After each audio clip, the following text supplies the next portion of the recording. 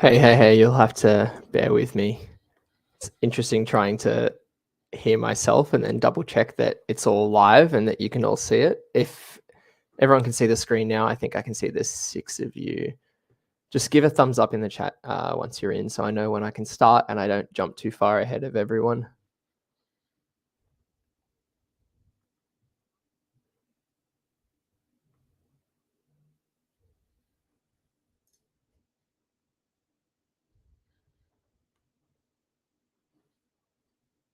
All right, sweet. It's good to know.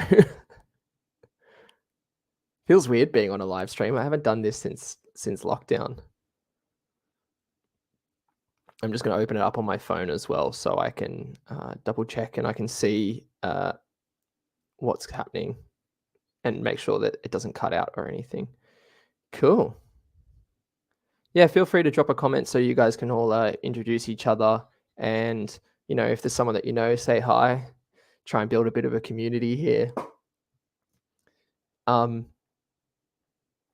Before we start, the platform I'm using is a platform called StreamYard, which means that if you have any questions, I can actually pull you into the stream and you can jump on either camera or just audio yourself and you can ask questions that way. Otherwise, feel free to just drop them in the comments and I'll answer them as they pop up. I have a little bit of a presentation, like a little bit of a quick deck about what S-log3 is, why we want to use it, the benefits of maybe adding it to your workflow if you're not already using it. And then we'll move on to Q&A, and I've got a whole bunch of clips already lined up in Premiere for us to take a look at, and we can get into the nitty-gritty, like the really spicy technical stuff that everyone loves and hates. All right. Seems like it's doing pretty good. It is tricky because I'm a few seconds ahead of everyone else. So if I have a dull moment when I'm not speaking, it's probably because I'm waiting for stuff to slowly roll in. Oh, hey, Brett. Thanks for joining. Got another fellow Sony advocate here. Brett's joining in. I hope your whale watching events went really well. They looked awesome. I was seeing some photos on Instagram today.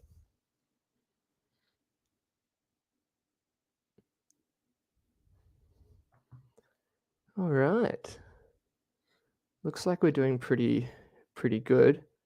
I'm just double checking that I'm like slowly signing people on as I go.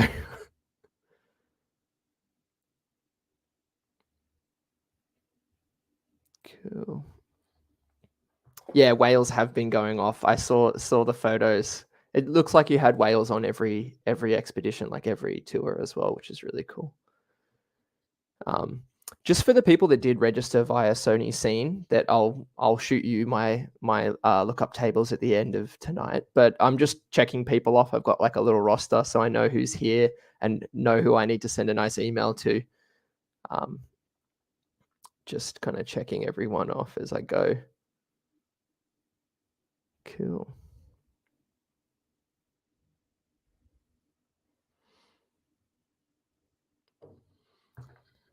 All right, we might jump straight into it then. So I'll just bring up my presentation now. Ta-da! How cool is that? Works really well. Get these cables out of here. All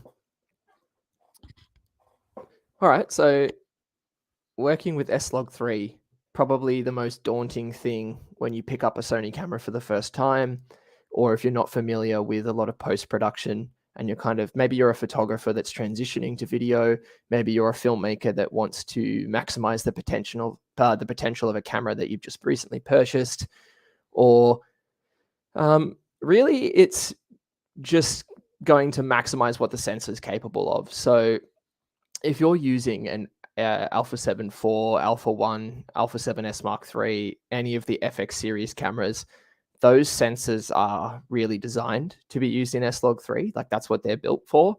And that's why those sensors have a focus on dynamic range as opposed to, say, sharpness, which is probably leaning towards the more still side of product. So I remember when I first picked up my first Sony camera, I whacked it in S-log2. I was ready to go, undercooked all of my footage and basically used a whole trip that wasn't a whole trip around Europe that most of the footage was I'd say unusable. Oh yeah, Alpha 7R4 and Alpha 7R5 works as well. We'll get into which models will work the best with S-log, because there is a bit of distinction between some of the older series and the newer series cameras. So yeah, again, ZV-E1's another good example of a camera that would support it pretty damn well. All right. Are you ready for the really nitty-gritty technical stuff? Because I'll jump in with that first, because it's kind of a better representation of, hey, S-log3 is really good, you should use it. Because if you don't really know why, you're not really going to get the most out of it. Cool. All right, so the first thing's really color space. And this is really important because I think Sony traditionally for a long time had a pretty negative connotation with color science, and a lot of people kind of were quite critical of Sony's color reproduction. But the interesting thing is that the Sony color reproduction is actually technically one of the most accurate on the market. So if you think, oh, that image has got a lot of green in it, it actually does have a lot of green in it. It's just that our eyes are very good at filtering out reflected light and understanding color, especially when you're dealing with a sensor that has a great sensitivity to green light in particular. So just so you're all aware, if this is, I love nerding out over this stuff, but every sensor, every set of pixels has 4 color filters in front of it called a Bayer filter. There's 1 red, 1 blue, and 2 green little squares that filter the light through before it actually hits the pixel. So you've actually got twice as much green information as you do red and blue, which is why it's very easy to obviously overload and get like too much green in your image. I'm just going to check if I can do a laser pointer or something cool like that. All right, I won't worry too much about it then, but you can see on the left there, there's a set of triangles based around the Adobe RGB color space. So that's the big kind of like oddly shaped triangle, but with the big green elliptical kind of like shape on the far left. So all of the color spaces that most cameras, or at least most of the Sony cameras will work with, are operating within this color space. So you can see there that S-gamut, which is what S-log is, it's the color space that S-log records in. So it's an S-gamut .3 cine, and you've also got S-gamut. So you can see there that S-gamut is recording so much green information, but you can also see that it actually exceeds the boundary of what a screen can display. So even the most high quality screens, if you're recording in S-gamut, so S-log, you're actually recording color information that exists outside the bounds of what we can physically display. So that's already a really good thing, because as screens improve, S-log will still be compatible with them. I've put a little pro tip at the top there.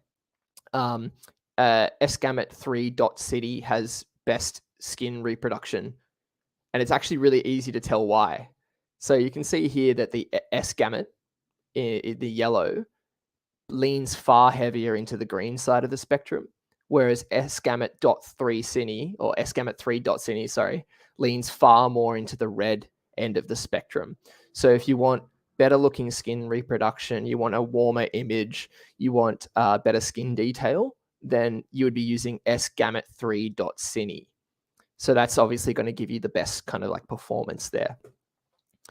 Unrelated, because I don't really use I only use S-log. I don't use HLG.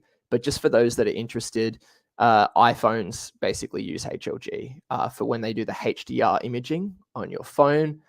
It's basically designed mainly for direct-to-TV output, because a lot of TVs these days are displaying color in BT 2020. I would say that that's not important. At the end of the day, if you're making a piece of content and you're going to share it to multiple platforms, multiple devices, you don't know whether it's going to be shown on TV, Instagram, YouTube, the safest bet is to stick with the most standard color format that everything uses, which at the moment is called Rec 709. I'm going to get into this later if this is too tech heavy for you, but this is important to know. So as we start working with these larger color spaces, that's when we need to start paying attention to bit rate.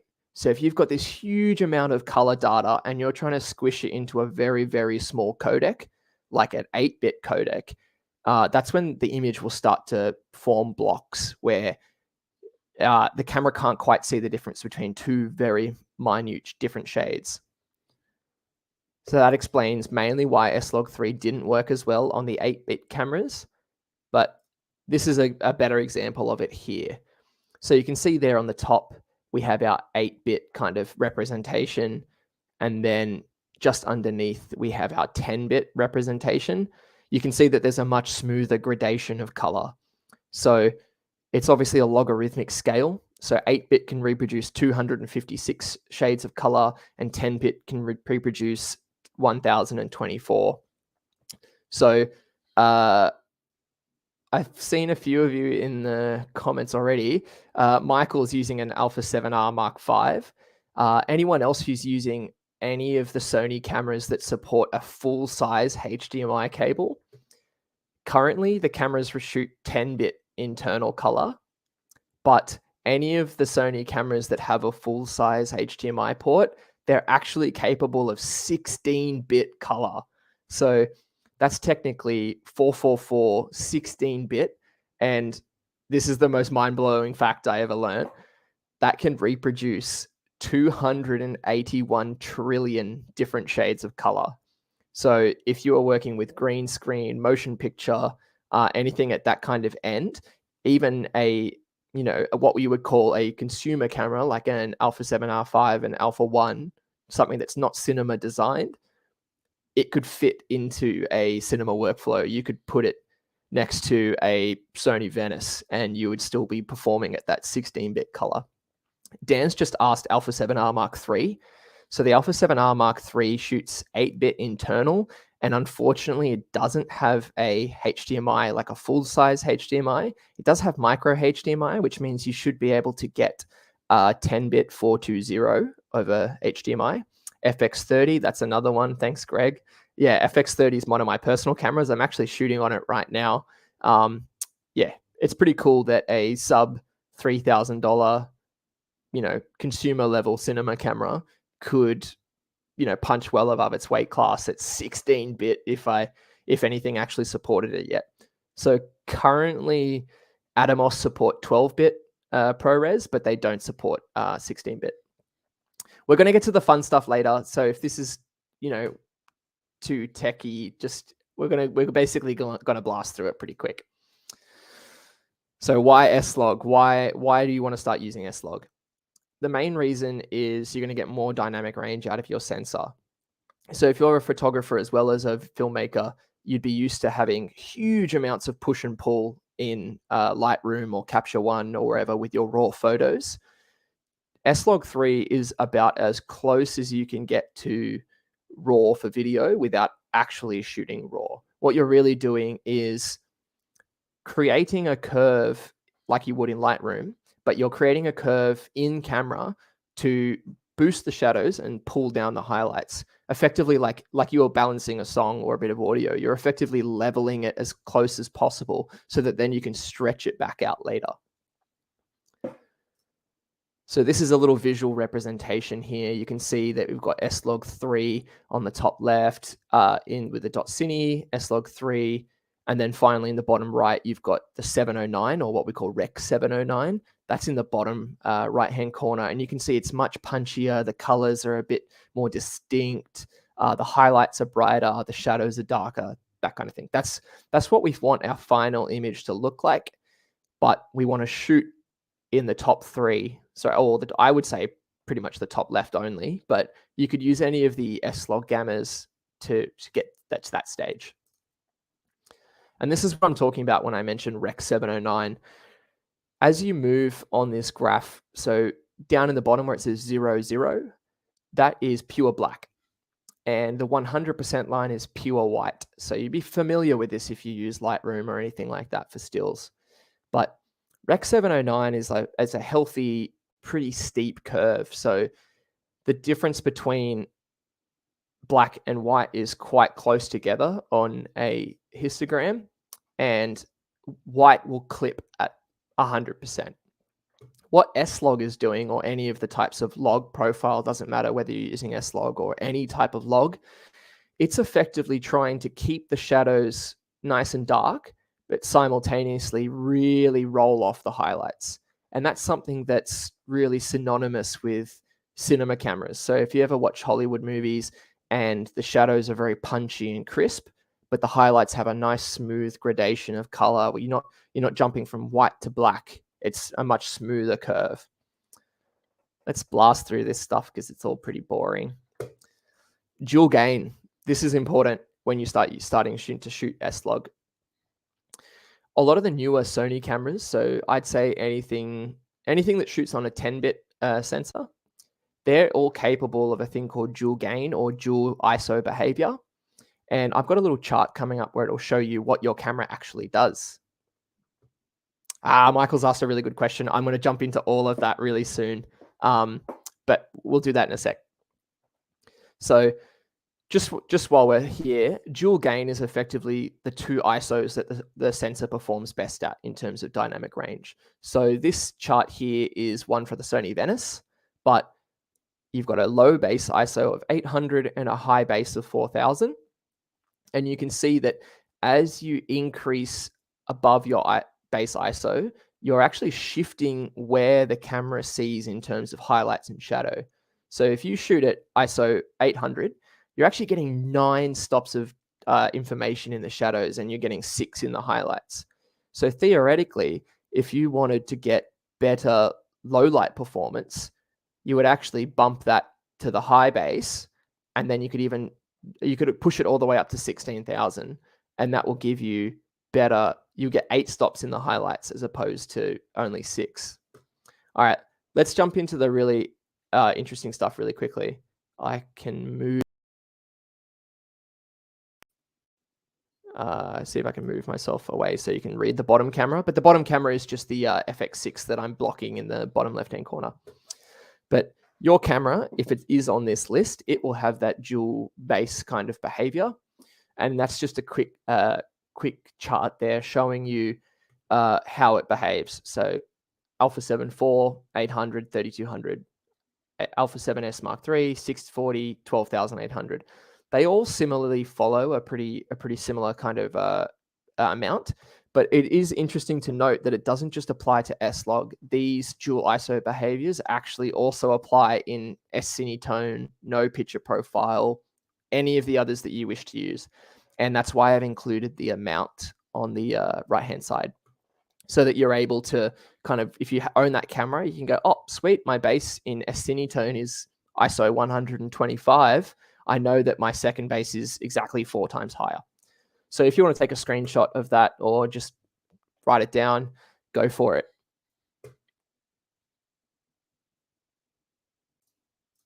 All right, that's all the nitty-gritty stuff, like the really boring stuff now. Are there any questions before I start showing you all the practical stuff, the stuff that we actually care about?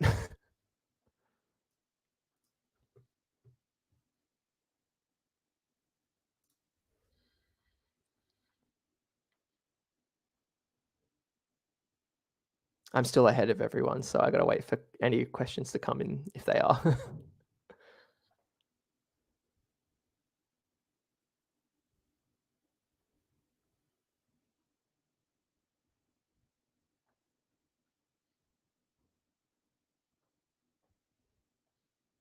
No questions? I thought everyone would be like, what does this all mean?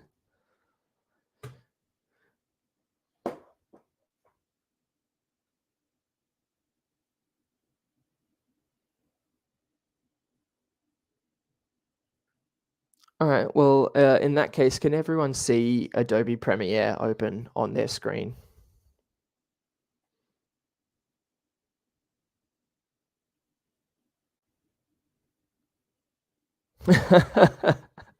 That's my job, Anthony.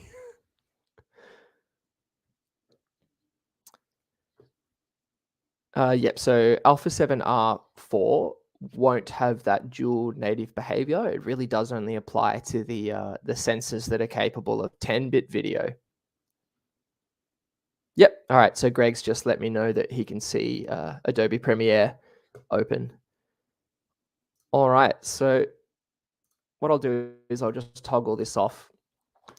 I'm going to have to look at this screen now, so I won't really be able to see the streaming service. But the first thing I would do when I pull S-log clips in is open this tab up here in the top left-hand side called Lumetri. So that's basically where you manage all of your color information. So I can click on that and I can see that I've got all of my color information in here. I might try a different clip that's probably got like a little bit more dynamic range. All right, here we go. This is a really good example of it. So looking at this color information, give me a sec. I'm actually just going to toggle that off. All right, cool. All right, so looking at this Lumetri information here, the image is very flat. We're lacking saturation. We're lacking contrast. Ignore that my horizon's not level. But looking at this clip here and then looking on the left, we can see that there's a straight line across the top, which means technically I've clipped the image, which isn't usually ideal. But in this circumstance where you can see that the sun is physically in frame, if I was to correctly expose the sun in this shot, everything else would be pitch black. It's just a trade-off that you would have to make. So looking at the color information here, I can see that my shadows haven't dropped below 0, which is big thumbs up there because I'm not losing any information in my shadows. And you can see that most of the image on the sides is sitting around 30 and the highlights are up in those high 70s, high 80s. I'll just double check whose question it was. Yeah, I'll explain how to do it in DaVinci Resolve as well. It's all the tools look identical. They're all pretty much the same. Michael asked earlier, do I understand correctly that you apply Rec 709 in post? Yes, absolutely. So this is what we're going to do. We're going to try to grade this shot first without understanding what we need to do. So first of all, I'm going to look, we're looking at this footage and I would say, maybe it needs a bit more contrast. So then I would start dragging the contrast and I go, oh, the highlights are very bright. Let's drag those down because I don't want them too bright. And then I would say, oh, let's make this a bit punchier. So I would drag down my shadows and I'd probably pull down my whites. Oh, actually, I might leave them where they are. And then again, pull down the black level. And that's getting us pretty close. Like we're looking at this image and our waveform still looks good. You can do this in DaVinci. It's just using the little gain wheels down the bottom, but I can open that in a minute. We're looking at this now and it's looking pretty good. Maybe we should increase the saturation, just maybe a fraction, because we were converting from S-log. To my eye, that looks great. Like it does look good. Everything looks correctly exposed for how the original scene actually was. But the problem with this is I've just gone and tweaked a whole bunch of things by eye, and I'm not actually correcting that long curve that we looked at earlier. So that curve, I'll add this back to my stream and I'll squeeze back through. We haven't actually corrected this curve. That curve still exists in the footage, and we've just tweaked and dragged it and pushed it and pulled it, but we haven't actually correctly flipped that curve. So we'll go back to Premiere now. So that's actually not what I want to do. I don't want to touch any of that stuff. What I really want to do is input a LUT. So I want to import a LUT and put it on top. You can actually download all of the Sony correction LUTs on the Sony Pro website.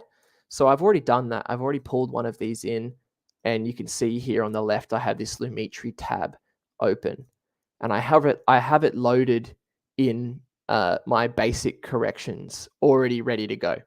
So if I toggle that off and on now, you can see that it's correcting that exposure, but it's also correcting the color information, it's correcting the curve, and it's correcting basically stretching that image back out from being a very flat image. And you can see that looks already so much better than my quick grade. My quick grade left the sun looking a little bit green. My shadows were too dark. The sky was a little bit too dull. Whereas again, if I'm just toggling this off and on, you can see that it's correcting it like how we would want to correct it. Are there any questions with that before I continue?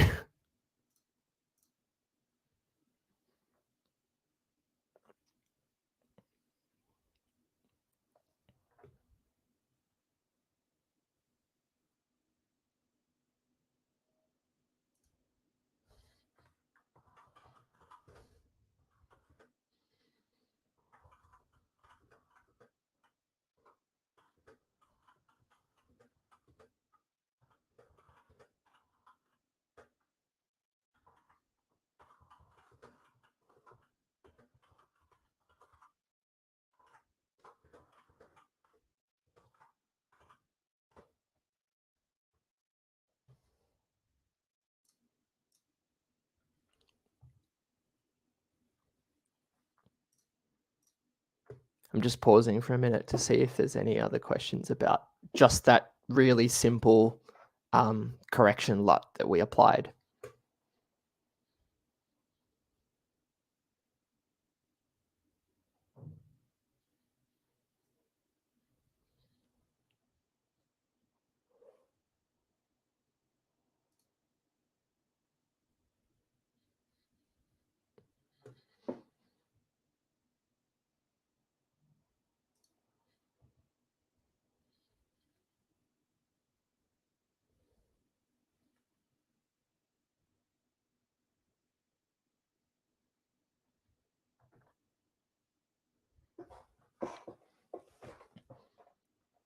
All right, if there's no questions, I will continue.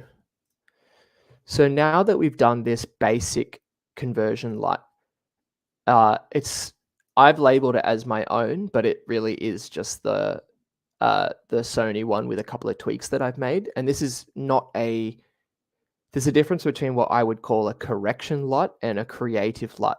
So I'm giving away 3 of my creative LUTs to everyone tonight, and as well as this correction LUT. So the correction LUT is designed to just correct the image, whereas my creative LUTs are designed to correct as well as apply like a creative look to it.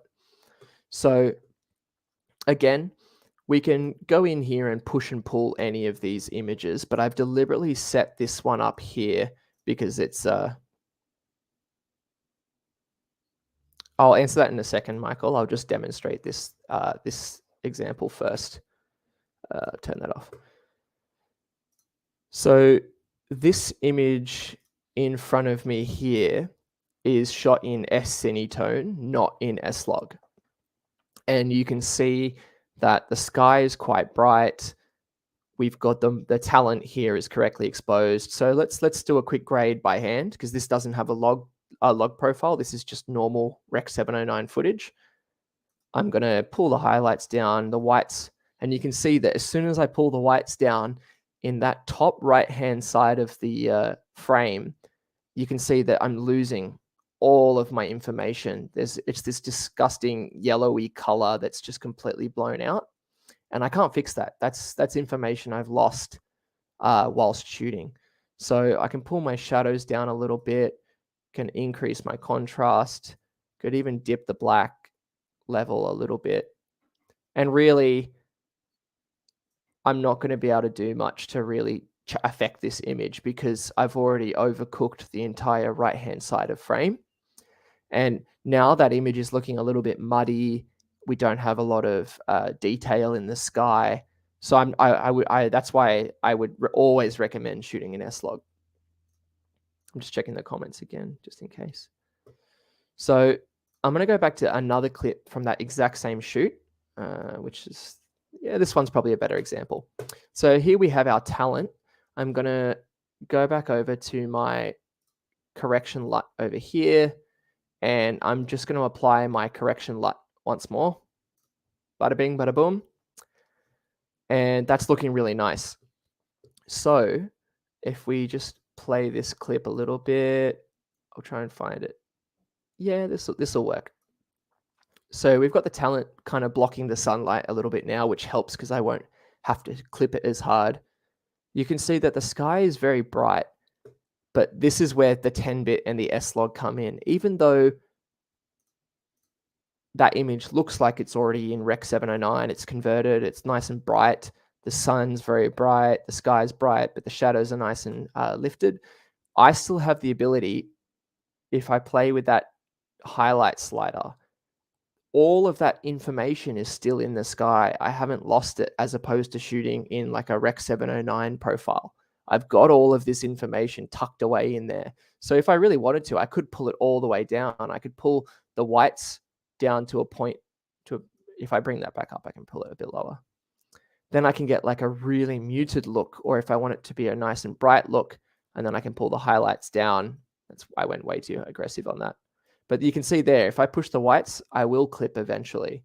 So it's all about juggling kind of what level of exposure you want. And here, the sky is still so well exposed, and then I can move towards a silhouette. I can brighten the talent up. I can do so much with this image still without it really falling apart. Here's another example. So this is just shot again in the S-log with the .3 cine, and that's the original image, very flat. There's the correction, and the skin is looking really, really, really, really accurate. And I want to show you something that will shock you. When you look at this image here on the right, we've got a nice kind of morning sunlight. We've got nice kind of a pastel kind of color in the skin. Let's look at the waveform. The waveform has so much green in it. And I think that's a really important thing that it's noteworthy, is that sunlight, particularly kind of in the morning, it does have a lot of green. There will be a lot of green in your image. Daylight itself just has a lot of green reflectivity, especially if you're operating somewhere where there is a lot of green, like foliage or anything like that. Green reflects a lot of light.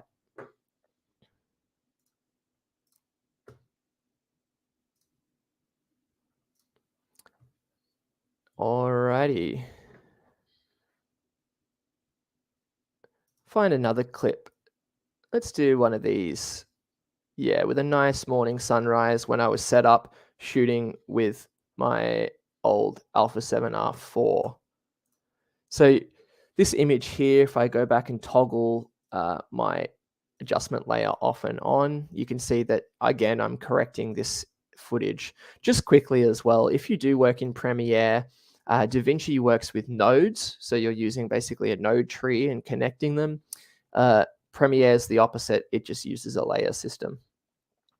So the reason I do my adjustments on an adjustment layer is, if you forget which lookup table you've used for a specific clip, because obviously different creative LUTs, they all affect clips differently depending whether you're indoors, outdoor, nighttime, whatever. So I apply this standard conversion LUT, the one that corrects the S-log. I apply it across all of the footage because I want to correct all of it. And then that's when I would go in and individually apply my creative look to each clip. So here comes the fun stuff. That's the image with the correction LUT already applied. I'm going to toggle it off. And this is one of my creative looks already done. So it'll be hard for me to toggle them off and on so you can see, but you'll see that the standard correction lacks a bit of contrast. The shadows are still very lifted and the saturation's a little bit lower.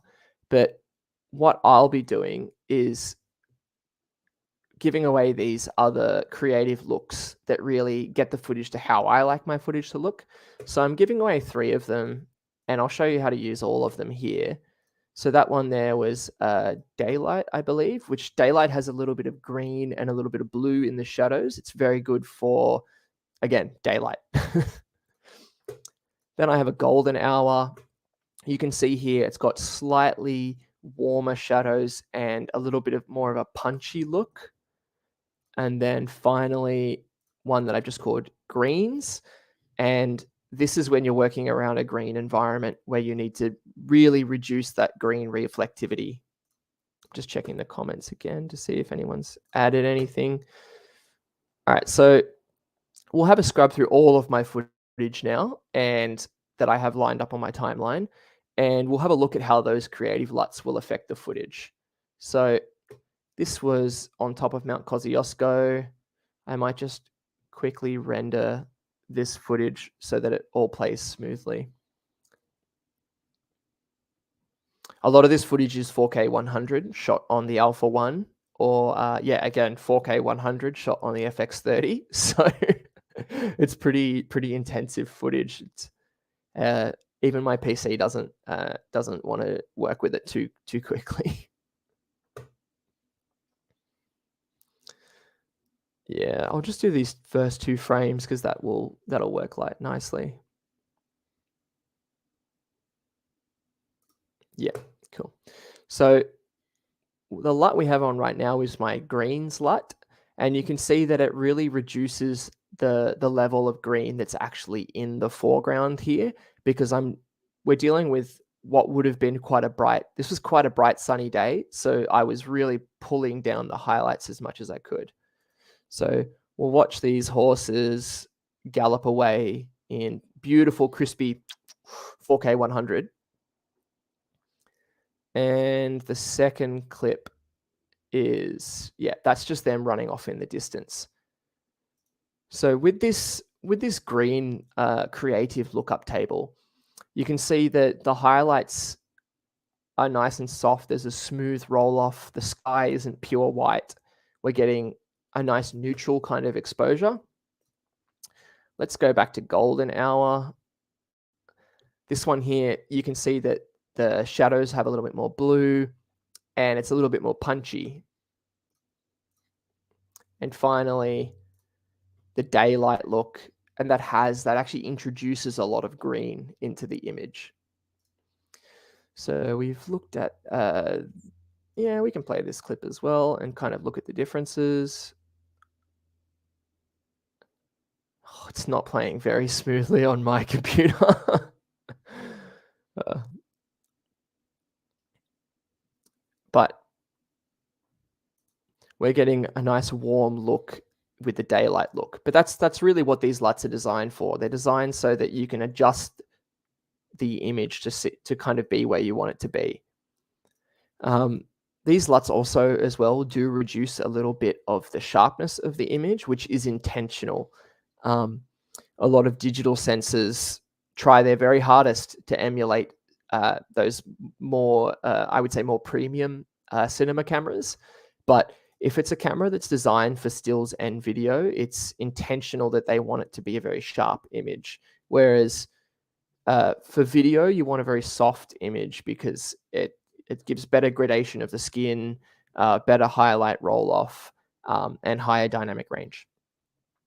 So this is a really good example of using my green lookup table here. That's a good question. Greg, I do need a Mac Studio. I'm all on Windows, unfortunately, because I just haven't made the switch yet, and I don't think I will. So Michael's just asked, do you apply the creative LUT over the top of the corrective LUT or choose either? So traditionally, you would apply the corrective LUT and then apply a creative LUT. But because I'm a smart cookie, I've embedded my creative look with the correction LUT. So if you apply the 3 correction LUTs that I'll post a link to at the end of this live stream, if you apply those directly to your footage, it's already applying the correction look and then it's applying my creative look. So in essence, it's kind of taking an extra step out of your workflow. It depends on what you're doing. If you want to really tweak this and make it your own and you want to use my creative looks as a basis to help you build your own, then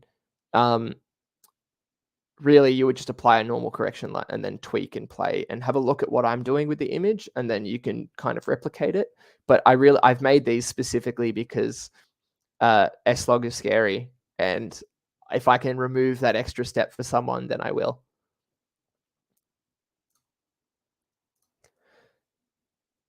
So this is a beautiful clip from a wedding I shot in the Hunter Valley.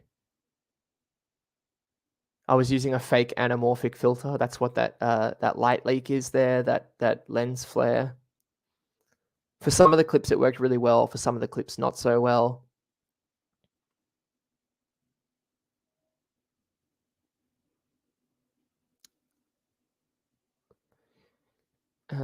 One point I will make is that it is very much a case-by-case basis. So you can see here we do have a green field in the background, but if we were to actually go into my adjustment layer and select the daylight, you can see it really brings out the green a little bit more because it's trying to balance for that daylight. It's reducing a lot of that orange or that kind of that harsher light. But if we go back to the greens again, it pushes down the green and leans into that orange light a little bit more. So between the three of these lookup tables, I've kind of found that between the three of them, I can pretty much shoot everything. So I use the three of these for every wedding that I shoot.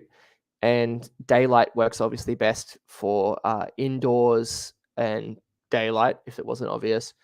I use the golden hour stuff for pretty much anything once the sun goes down. And the greens I use for that golden hour kind of sunset because it really leans it into that warmer touch. Again, you can still make all of your own adjustments here. If you could go into basic corrections, you can still go into the actual clip itself. So in DaVinci, you could just look at the actual clip rather than the node tree, and you can still warm things up. You can still cool things down. You can still make all of your own changes to the image, but this is just a really, really healthy starting point.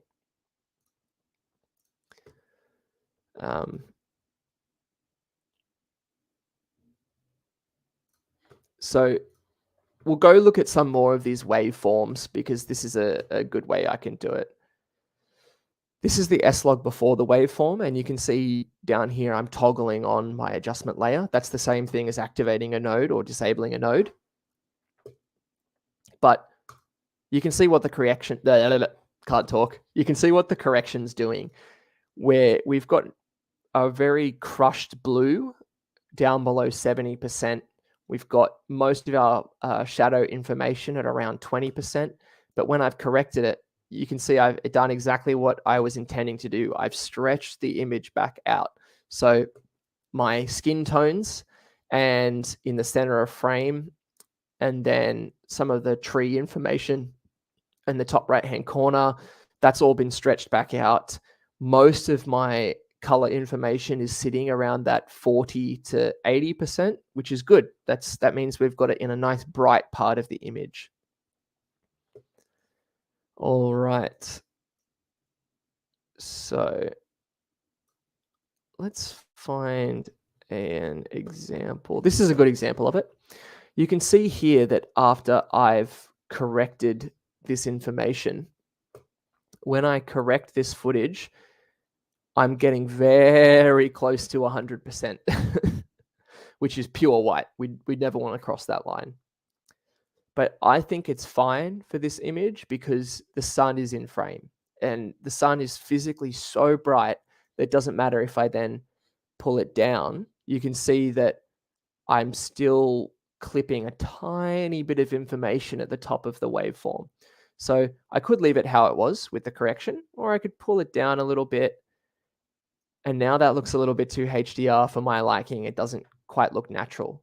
So I think the main thing with any form of color grading is there's a stylistic choice and a technical choice. And the technical choice isn't a choice. You should just correct the footage. But the creative choice is then when you decide how close to life you want it to be, or if there's a particular look or a mood or a theme that you're going for. That's all impacted by those creative choices. So if I turn off my lookup table again, and we go back and just do a, let's just do a normal correction using a normal correction LUT instead of my creative one. Let's turn that off. So let's work on taking it from a standard corrective kind of process, and let's make this something beautiful now. So it looks nice, but it's not ideal. So we'll do a quick reset. In DaVinci, you would just be using nodes and making sure that the clip is connected to the color space transform, and making sure that any curve corrections you make following that are not connected to the node tree where the color space transform is, because then you're going to be applying a curve on top of a curve and it starts getting very confusing. So, pardon my voice. Going to the curves here, you've got a hue versus saturation. We're not going to touch that yet. You've all got your luma curves, and then you've got your luma versus saturation. I'm going to scroll all the way down. Color wheels and match. I might actually just do this over here if that's easier. Yeah, I'll just do it over here because that'll be easier for people to see. Cool. So in our color information as well, underneath Lumetri, you can access it on the right, you can access it on the left. DaVinci is identical. You've still got curves. What we can do is we can start applying another S-curve. So it's the same as editing a photo. We can go in and slightly drag down our shadows, bring the midtones back to where they were, and then push the highlights back up because I want nice crispy highlights. But then again, we can apply the same thing that you would do in Lightroom or Capture One or whatever. Playing with this top end of the curve will have a much bigger impact on your footage than just doing it in Lightroom or Photoshop.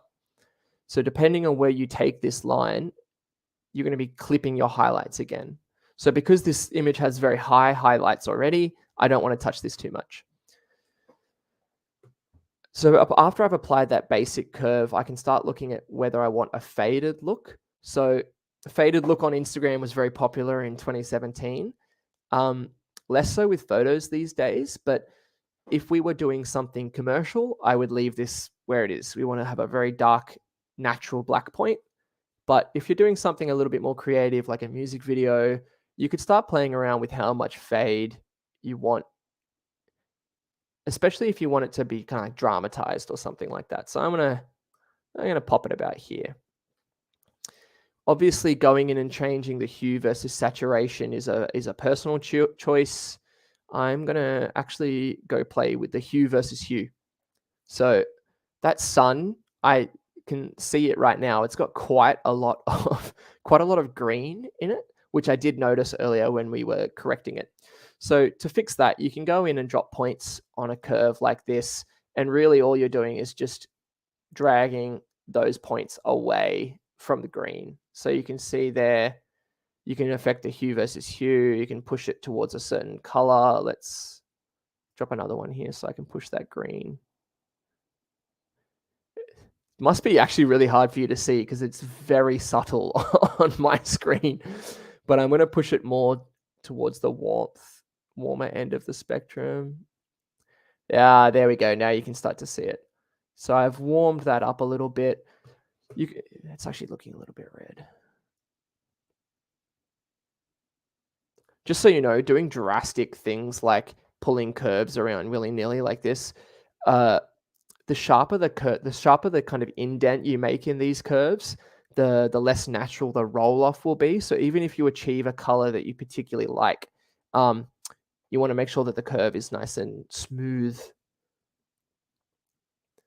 And I won't play with any of that now because everything else is looking quite neutral. This is probably more relevant to DaVinci as well, is you'll have your color wheels and match.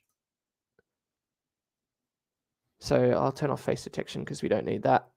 Comparison view. No, I don't want that either. I thought it would be for this clip. This is where, again, it's same as Lightroom or Photoshop. You can start adding in a bit of color information. So basic basic Sony fanboy, we're going to add a little bit of blue in the shadows because we have a nice warm highlight up here. So I'm going to just pull this down a fraction. This is where you need to be very subtle. So you can see here, if I pull it too far, I'm basically painting it blue, but I just want to introduce a little bit of blue in the shadows for color contrast. Our midtones, could do a slight purple or just above blue, just a fraction, and that will introduce a tiny bit of color into the water. And then our highlights, once again, I want to make this sunrise really pop. So I'm going to push those highlights more towards orange. So you can see there that's really, really affected how the image is going to look. I can toggle this on if I just scroll back up to this. So that's without my curves that I've added, and that's with my curves. So even though a lot of the adjustments I've made are quite subtle, you can see the effect that they're having on the image there. We've gone from a very flat, again, to something with a little bit more crunch, a little bit more punch.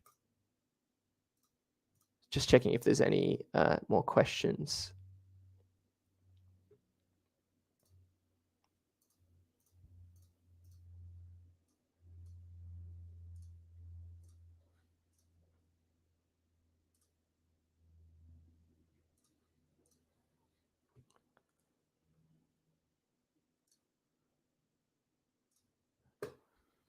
What I will do then is I'll just post this in the comments now, and I'll just send you all of the LUTs. So the 3 LUTs from, it'll be 4 LUTs from tonight.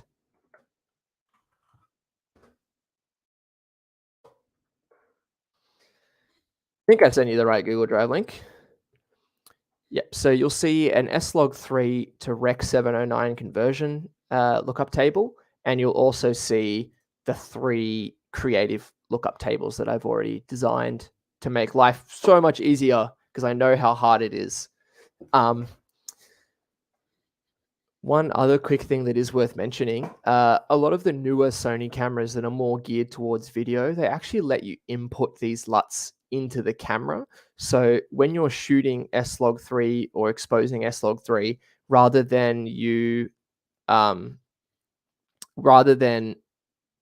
looking at the gray screen and going, wow, it's very flat, or looking at a display assist, what you can do is just apply your own LUT to the footage in camera. It doesn't bake the LUT in, it just overlays it over your footage, meaning that you can expose exactly how it will look when you pull it into DaVinci, when you pull it into Premiere or Final Cut or whatever you're using.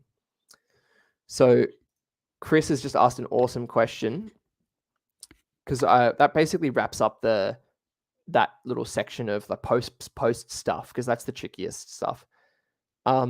Chris has asked a question: what tools do you use to expose in camera? Do you set any specific zebras? All right, cool. I'm going to bring this slideshow back up on the screen. Where is the slide? Yep. Okay, cool. Here we go. So there is a cheat way or the easy way. Sorry, there's an easy way or there's a really tricky hard way. Do you guys want to know both or just the easy way?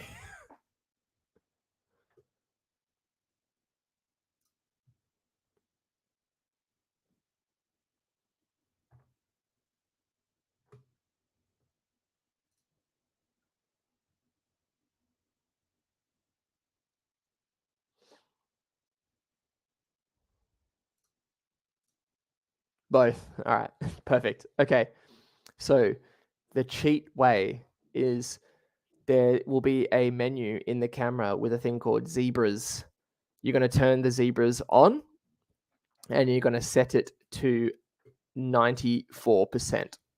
So just quickly,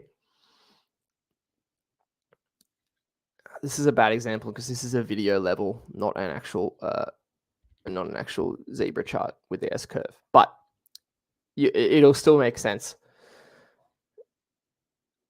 S-log3 cannot record white information above 94%. So 94% is, 6% below pure white.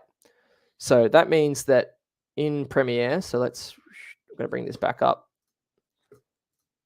Where's an S-log3 clip? There we go. That's clipped obviously there because that's where I exposed it to. And have I corrected anything? No. Let's do another one. It's a better example. I'm just trying to find one that's probably the best example of it. This might be it actually because it's so punched. Just going to undo that basic correction. I'm going to apply my creative look to it. Turn that back on. And then I got to turn off my corrections. Yeah, just get rid of everything I did to it. Cool. So looking at the Lumetri scopes here, it's basically skimming the 100%. So S-log3 cannot record any information in that last 6% up to pure white. So the cheat way is you set your zebras at 94%. You expose your image until you see zebras, and then you dial half a stop, a third of a stop, 2/3 of a stop below that point. And then if you just don't have, the sky's not clipping, bada bing, bada boom, you've got the brightest possible exposure without clipping. And I mean, technically that's the ideal scenario because then you can just pull the image down later. But if you want to expose correctly straight away, the actual technical way to do it is to expose for 18% gray. So I don't actually have a chart that shows it because they're all like blocked off. But I'll open Premiere again and we'll look for 18%. So 18% is down here, like right down the bottom. And if your gray level, which you can test with a physical gray card, I know Gerald Undone, he wears like a gray wristband that's exactly 18% gray. So when he's exposing his footage, he just holds that up, double checks it, bada bing, bada boom, he's ready to go. So you should be exposing for 18% gray, and you want your skin tones at about 51% to about 60%. So that's why your Sony camera has two options for a lower limit and an upper limit with different patterns. So you can choose your upper limit to be the 94% with a lower limit of about 51. That way you can expose for skin and you can see how that compares to the background or like the highlights. Or you can set 51% and 18%. That way you're getting the lower two, which is probably the more accurate way of doing it. Again, I think personally the safest thing you can do is use the Gamma Display Assist tool. So in the back of the Sony menu, there's a little tab right at the very back on the old cameras, and on the newer cameras, it's just called like it's in the toolbox icon. And that would let you apply that same Rec 709 conversion thing that I've shown you earlier. So the one that, this one right here, I'll turn my other one off. Basically, it just applies that look in the back of the camera. And that lets you just expose it if you see it and it looks good on the camera, you know it's going to be good in reality. But there is the safer way of doing it, and that is, of course, to expose for either the 94% up the top range, 51% for skin, 18% middle gray. I'll just actually bring up. I'm actually going to just look up a chart that I know I can find around the place. Save image. I'm going to do this so cheeky. I'm going to add this into my slideshow presentation on the fly. And then we're going to see how it goes. New slide. I wonder if it'll work, and it will pop up.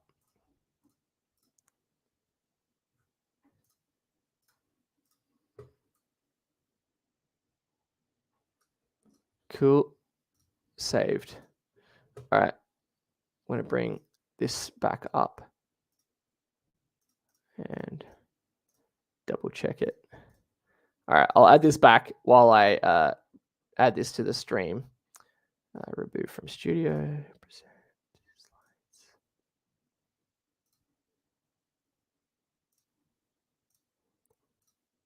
This is going to be very cool once I bring it back up.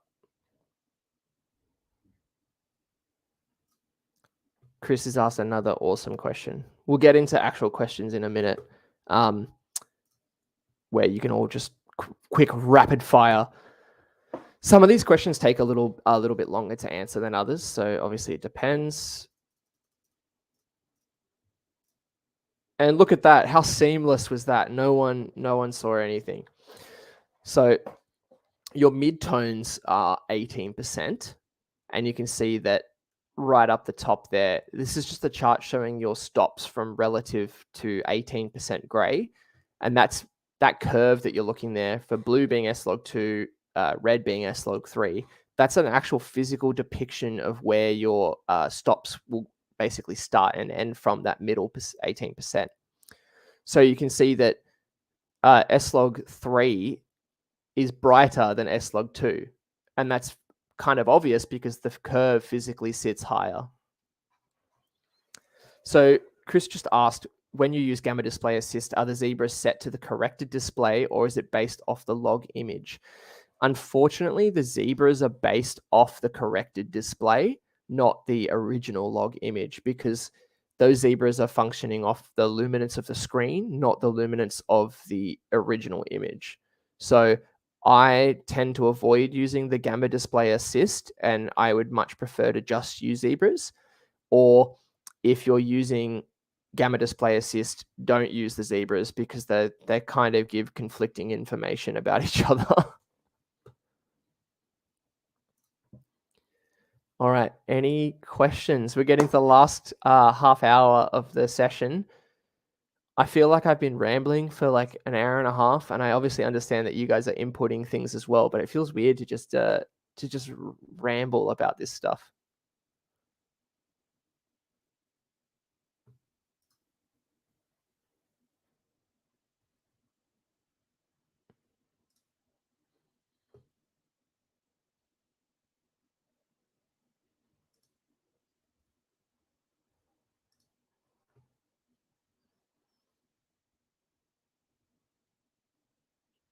I might just grab.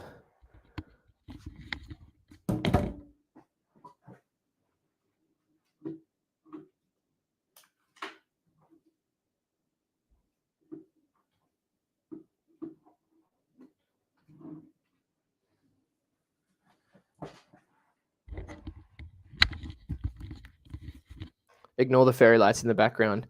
My fiance wanted to put them up. So I've just picked up my camera so I can, because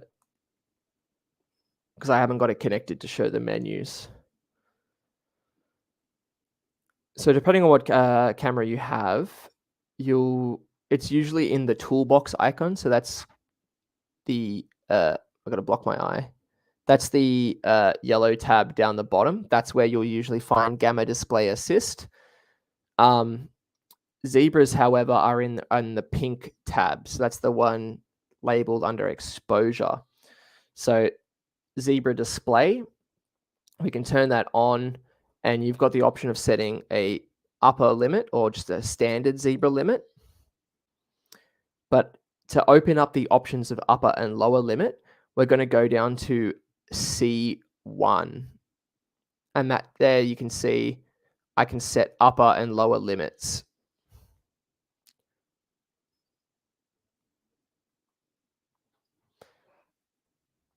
There is also a small little margin of error. So that little +5 down the bottom, you can basically just rely on that to either give you a little bit of leeway. Awesome, Lucy. Have you tried them already?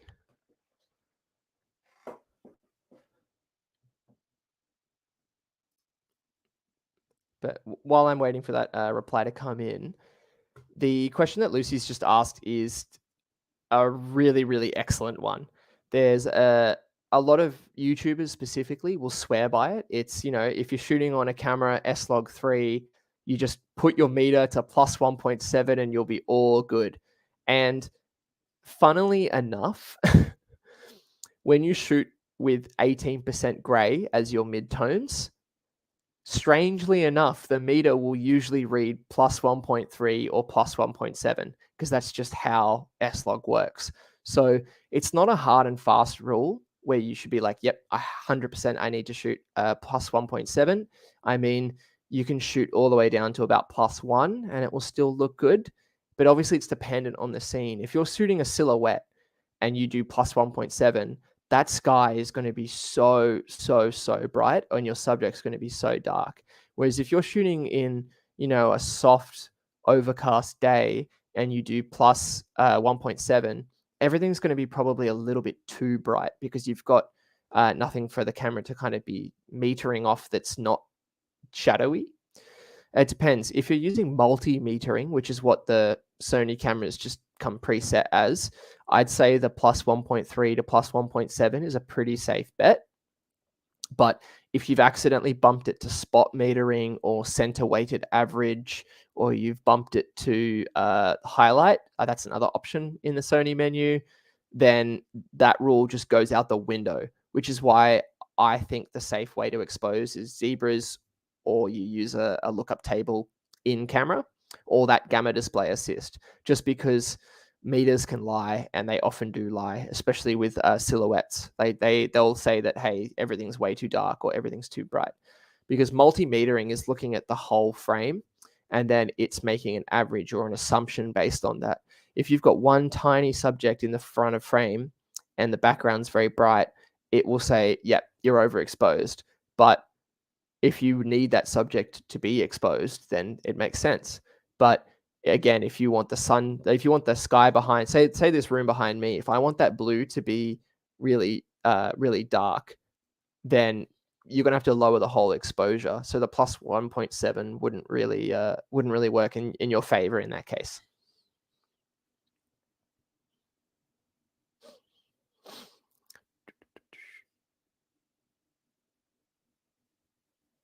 Keep the questions coming. This is what we're here for.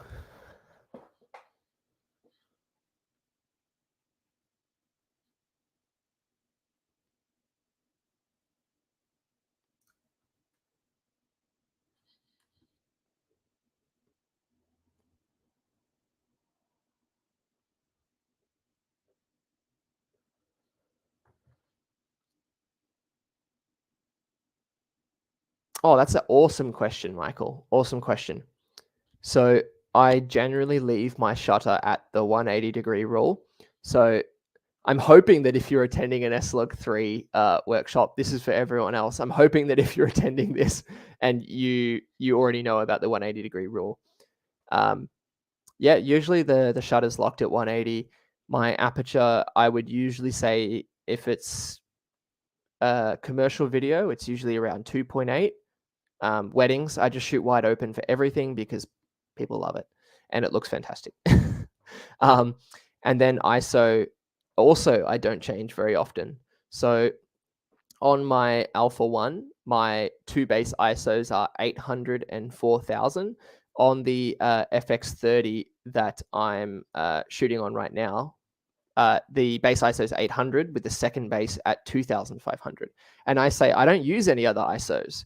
They're the two ISOs where I have the least amount of noise with the best color reproduction, the best dynamic range. Why would you change that? So I mainly do all of my exposure with ND filters. Obviously, that depends. As it gets dark, you start having to juggle. You can start using aperture as a exposure tool and less of a creative tool. But as it starts getting dark at a wedding, why would I start changing my creative choices when I can just crank this to 4000 and then stop down on my ND filter? I think that's the safest way to do it. It also means that you're getting the same level of noise, the same noise pattern, and the same dynamic range across all of your footage. Because I mean, I can crank this to 25,600, but there's no point. Or I could be shooting at ISO 1000 if that gives me a better exposure, but it's going to ISO 1000 on the dual native cameras. ISO 1000 will have more noise than if you just go to your second base ISO. So on the FX30, 800, 2500, shooting at ISO 1250 or 1600, then the image is physically worse than if I just go all the way to 2500. It's a really interesting kind of shift in how you shoot, but you basically pretend the camera has two ISOs and you don't touch it. You don't touch anything else.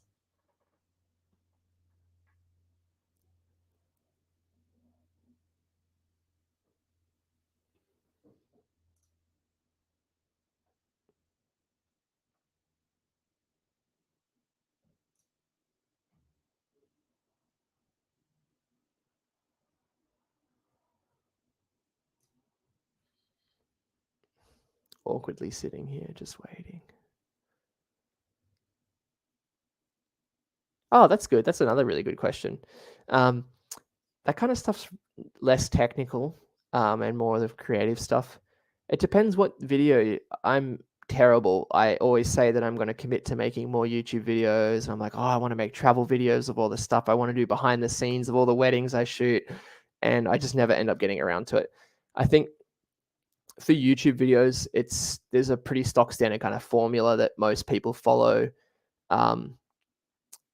but in terms of maintaining consistent exposures, like Lucy said, if you're keeping everything in the kind of the ballpark of the plus 1.3, plus 1.7, or you're consistently exposing using the same method, you'll have better results than if you're trying to juggle exposure more like a stills photographer. If you juggle exposure like a stills photographer, you're changing settings every 2 or 3 seconds. But for video, so much more of those settings are locked off and they're not at your disposal, which is when people start thinking about lighting, ND filters, and you start planning your actual shoots around time of day. Well, I guess you do that with stills too, but that's to secure good light. Whereas for video, often you actually want to choose a time of day for the ability to shoot, not necessarily just because of the quality of the light.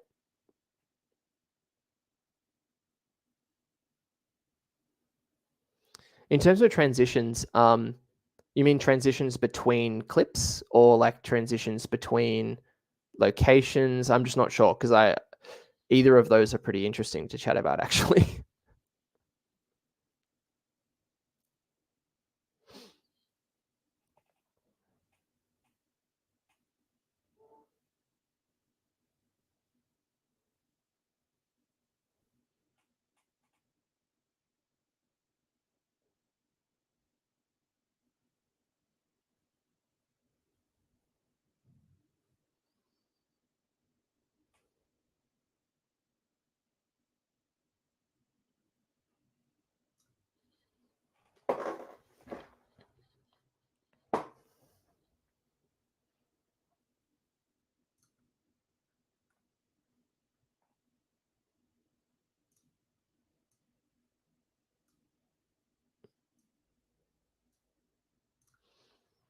Sorry, it takes a second for comments to come through. I have to keep checking it on my phone to make sure I'm on top of it.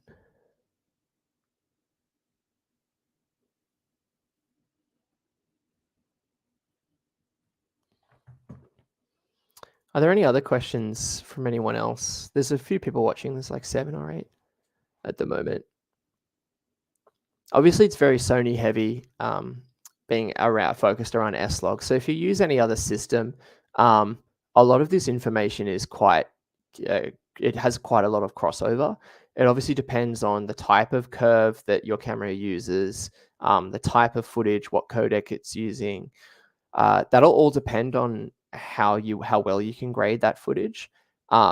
So if the LUTs that I'm really working with are designed for S-log. So if you're using a non-Sony camera and you slap one of my lookup tables onto it, I can't guarantee it will look great because again, it's every manufacturer has a specific kind of layout, structure, and design of a sensor. So uh, you do need to be careful. Same goes for applying these lookup tables to non-S-log3 footage. I'll show you what happens if I do that. Actually, let's go in. So I accidentally did it earlier. So this is that shot I mentioned that was already shot in Rec 709, and you can tell because everything's really bright and not very nice. And this is what happens if you apply a S-log lookup on top of regular footage. Yeah, I'm just checking it's active. It'll look like that because you've got an image that's already stretched and then you're applying a lookup that's going to stretch it even more. So you end up with that, which isn't ideal. You can see it there. It looks terrible. Yeah, so highly recommend not doing that. Dan's got a great question. A7 III, A7R3. So you're not necessarily losing anything by staying on that hardware. Both of those cameras are fantastic for video. They both offer downsampling from much higher than 4K. So that's one of the reasons I always gravitated towards Sony cameras when I started getting into video, is they mostly downsample depending on which camera you have. But both of the cameras there that you've mentioned, Dan, they don't shoot 4K and then give you 4K. Those cameras are actually shooting 6K and then giving it to you in a 4K package, which means that the image is sharper, which is great for video because then you have the ability to soften it later, as opposed to getting like an old handycam footage, which is already naturally very soft. You're not losing anything. If you want to get the most out of S-log3, the 10-bit has a lot more play. So I mentioned earlier, let's go to a clip. Yeah, this clip here with the correction. So you can see, Dan, that I have the ability to push and pull my highlights. Because the newer Sony cameras are 10-bit, you can push and pull that footage quite a lot because you've got more color information to work with. So if you do want to shoot S-log3 on your Alpha 7 III and Alpha 7R3, you would have to nail your exposure because you're going to have a little bit less room to wiggle, so to speak. Visually, they'll look identical. You're still getting the same dynamic range. You're getting that beautiful 15 stops of dynamic range. You're getting that great section of color space. You're getting all that color information. It's just that you'll have a little bit less wiggle room because it's interpreting that information differently. If you're a stills and video shooter, Dan, both of those cameras are obviously ideal for you. As you start leaning more into video, that's when you start looking at other cameras for different reasons, not just the 10-bit, but things like overheating become an issue. Like I've had a few people say, oh, I wanted to shoot an hour long in 4K, and they're shooting it on a mirrorless body that's not designed for it. Those cameras are designed for really high quality video, but not in a professional commercial sense. They offer all of the features the same quality, if not better, but cameras like the FX30, the FX6, the FX9, those cameras, or the FX3, sorry, all of those cameras are designed to run for really long periods. They have built-in fans, they have better heat management. Like that's the kind of stuff that will have a bigger impact on your video later down the track if that's something that you really want to push into. But if you're a hybrid shooter, then I think you're fine with the two cameras that you have.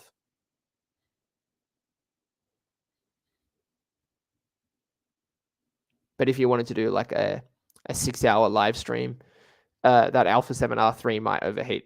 That's all.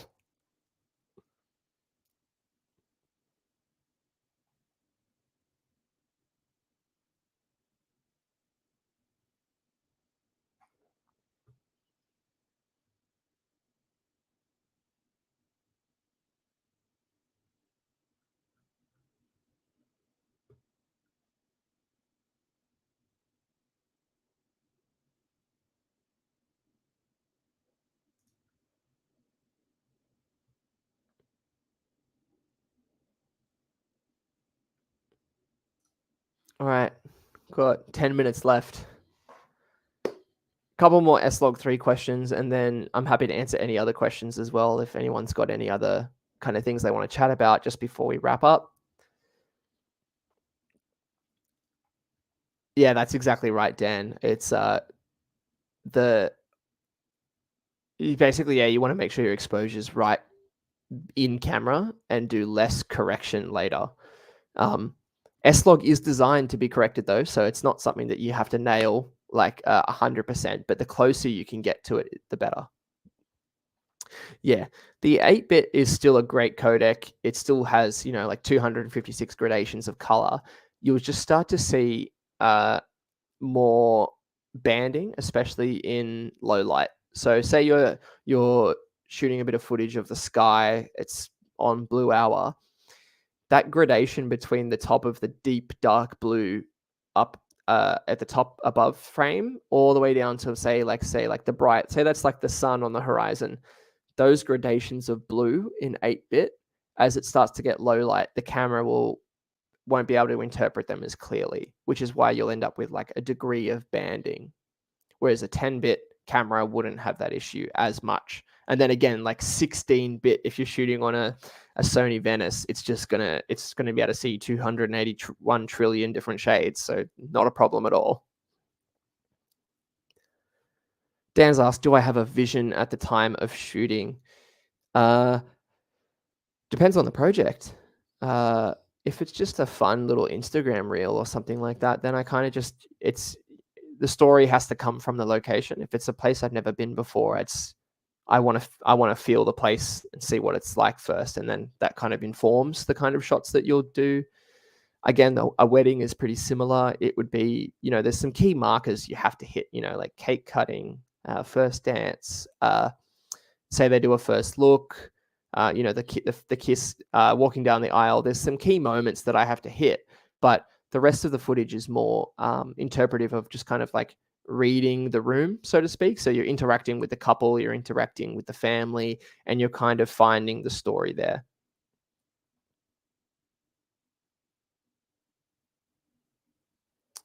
The second part to that question is, do you just kind of add the creative stuff later? I think it really depends. Some filmmakers are really big on overlays and text and like film burns. I occasionally use a couple of those kind of like methods to help transition between clips. But in terms of the actual footage, it's usually, I know what I want it to look like with my light applied, and I want to get it as close to that as possible in camera.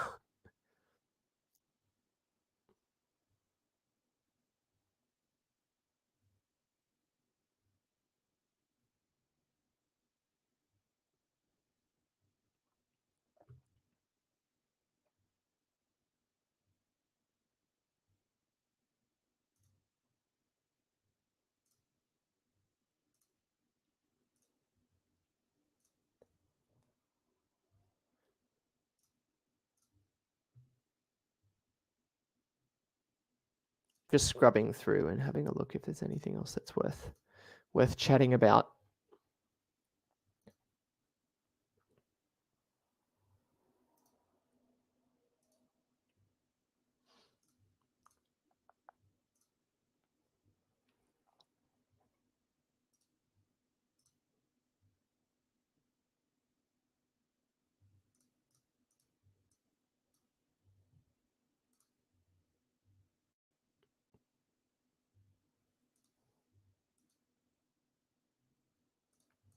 Actually, this is worth chatting about, this clip here, because there's snow in the frame and snow is generally quite bright.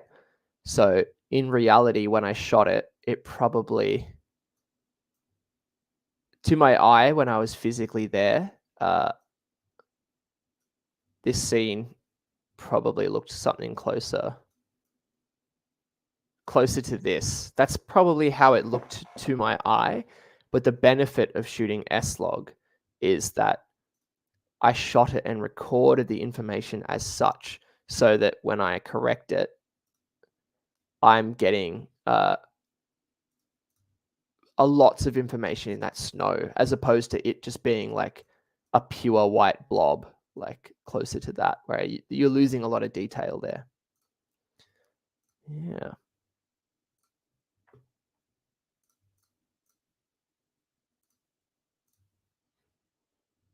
And that's also the benefit of shooting with that exposure that's squished, because now I'm looking at this exposure and that snow is looking quite dull. So I want the ability to wrong one, bring it back up. Then I can drop my shadows and I can make it as punchy or as crunchy as I want. I'm not reliant on what the camera already shot. I can make all of these adjustments myself. I can adjust the vignettes. I can adjust like the black level. I can add a fade. I can affect the sharpness. All of the tools that you've got in DaVinci, Final Cut, Premiere, all of them are now at your disposal because you've got all this color information to work with.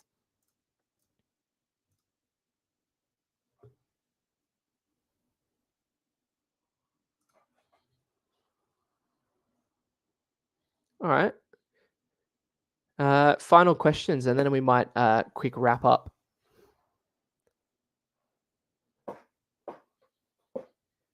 Everyone's probably getting really bored by now. It's been an hour and 26 minutes and 36 seconds of me saying the word S-log 1,000 times.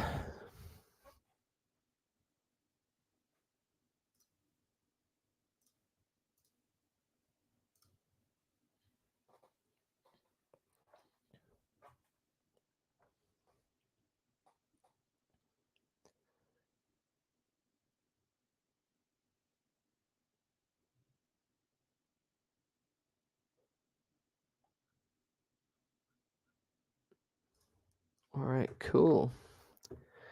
Awesome. Well, we'll wrap up there then. Everyone can go have dinner. I'm starving. I haven't eaten yet. Oh, thanks, Chris.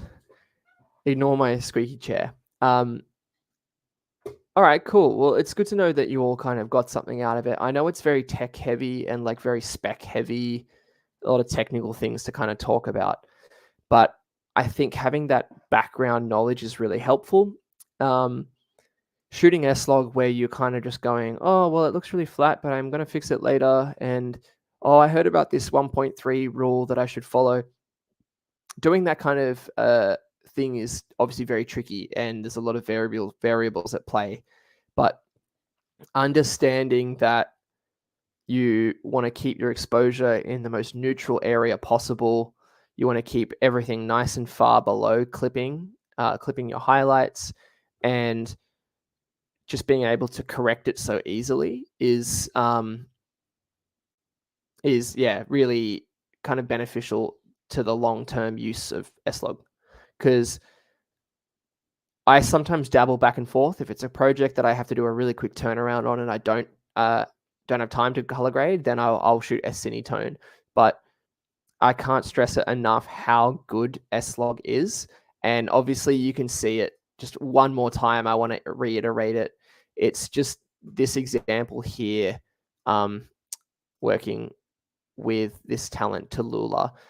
I can't push and pull this footage at all. And by the way, Dan, like you mentioned earlier about the 8-bit versus 10-bit, this is still 10-bit. This is still 10-bit footage. And just because the dynamic range, by not shooting S-log, it's just not there. Like I can't push and pull this anywhere near as much as I would want to be able to. Yet compared to this footage here again of Tallulah, I can really manipulate this footage without destroying it. I can boost the shadows for a really airy feel. I can get really crunchy. I can push the highlights back up. We can lower the contrast. We can do so much to this image, even just with these basic tools, without us playing with anything else. Suddenly we've gone from a lighter area feel to a slightly darker. Maybe this is shot just as the sun's gone over the horizon. I could even darken the exposure a lot more. Yeah, now that looks more filmic. I hate the word cinematic, but it looks more filmic because it's darker and more subtle. The roll off is slower, so to speak. Like the roll off between highlight and dark is a lot smoother. But then if we reset it again, that image is nice and bright, perfect for commercial. Cool. All right, let's call it. It's 8 o'clock. Thank you all so much for coming. I hope you learnt a lot. I had a lot of fun running it, even though I've been listening to my own voice for an hour and a half. Um, I'll post that link again for the 3 lookup tables in case anyone's still interested. Yep, share that again. If you've got any feedback, you can leave it on the Sony Scene website or just contact me. I'd love to hear more. If you have any other questions that you think of while you're out and about shooting S-log3, just feel free to reach out. I'm more than happy to answer any questions. And yeah, we'll call it. Thanks, everyone. I hope you had a lot of fun. I certainly did. All right. Bye.